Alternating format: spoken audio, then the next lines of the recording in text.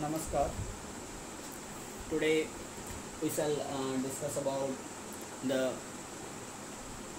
poriferans, the non-chordates, the simplest non-chordates, and very important is that in this class is that this is a class 11 chapter and a very important chapter for NEET exam, and those students which will appear the NEET 2022, especially if they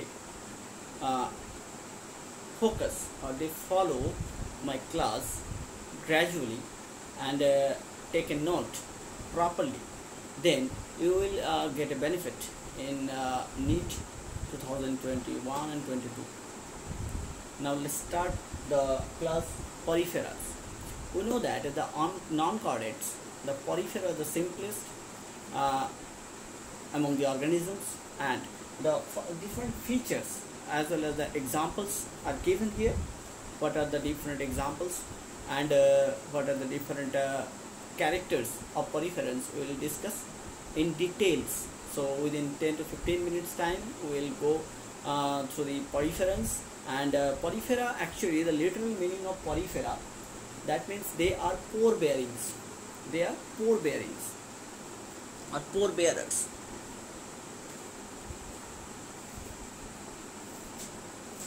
They are actually pore bearers. Poriferas are the pore bearers.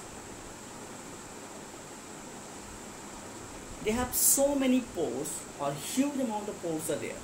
Most important thing is that they are not triploblastic. They are diploblastic and has two layers, the outer layer and inner layer. In between the two layers of these organisms, there is a jelly-like structure called mesenchyme. Most important term for NEET. This is most important term for NEET. That is most important question. That is the mesenchyme present in between outer pinacoderm and inner choanoderm. Outer pinacoderm and inner choanoderm. So mesenchyme is most important. And among the salient features, all the poriferans are marine in nature. They are all marine except Spongilla, the freshwater. This was very important. This is very important. The Spongilla. Questions are often asking that in competitive exam. That's name one freshwater sponge. That is Spongilla. Now all are non-motile. They are sessile. They attach themselves, their bodies, with the stratum and not able to move. Mature. In a mature condition, they are not able to move, but larvae are motile. Their larval stage is motile. Now, no nervous system developed and no eye system or organization or cephalization, that is head, eye, these are not developed in these poriferans. They are non-motile. And no nervous system is there. We will first encounter nervous system in Cnidarians, in Hydra. So in this case, no nerves are there. All are metazoans with flagella. No tissue or cell aggregation is there. That the tissue system has not developed in these poriferans. All are ammonotelic. That is, they excrete ammonia as a excretory material. So they are ammonotelic. Digestion is intracellular, not intercellular. Digestion is intracellular. And the food materials, mainly the bacteria and small microorganisms, the food captured by choanocytes, flagella. They have important cell, that is choanocytes. Choanocytes at the pinacoderm and choanoderm. Choanocytes present in choanoderm. So choanocyte actually for capturing the food. Trophocytes, the most important term is the trophocytes. Partially digested food is passed to the trophocytes. After the capturing food by the choanocytes, the partially digested food is transferred to the trophocytes. Pinacocytes give response to external environment. That is, they have no nervous system. As they don't have any nervous system, so any cells is there who are actually responsible for responding the external environment is called pinacocytes. Pinacocytes are these sensory cells which give the external environmental response. However, now these are the different terms and terminologies. First of all, choanocytes.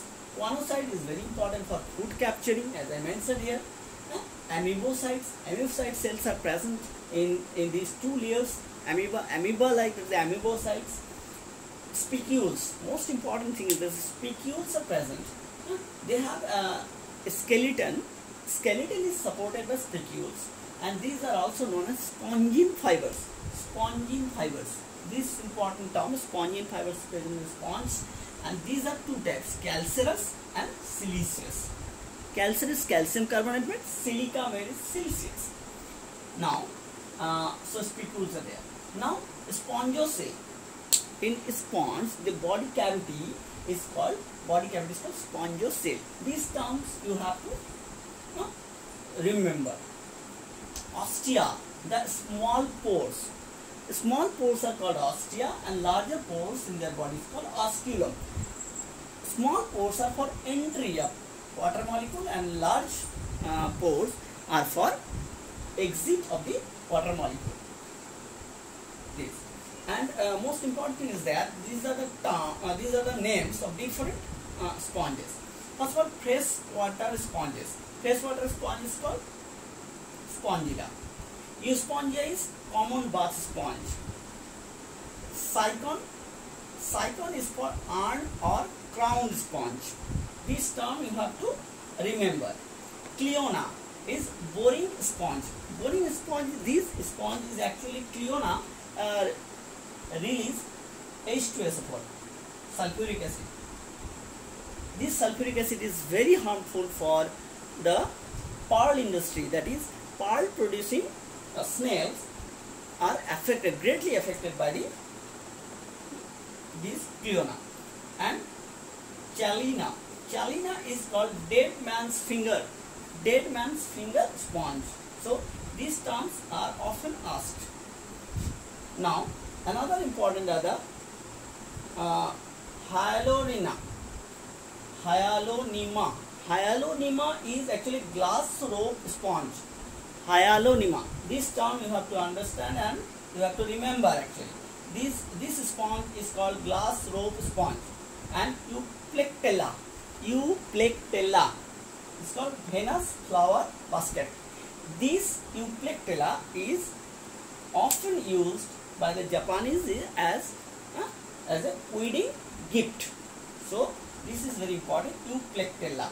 So what are the different sponges are there? Spongilla, freshwater. Euspongia, common bath sponge. Cycon. Cycon is called urn or crown sponge. Cliona is boring sponge. That is, they produce H2SO4. Cliona. And Chalina is dead man's finger sponge. Hyalonema, the glass rope sponge, and Euplectella, Venus flower basket. So this is a porifera overall. You have to take note properly. Thank you.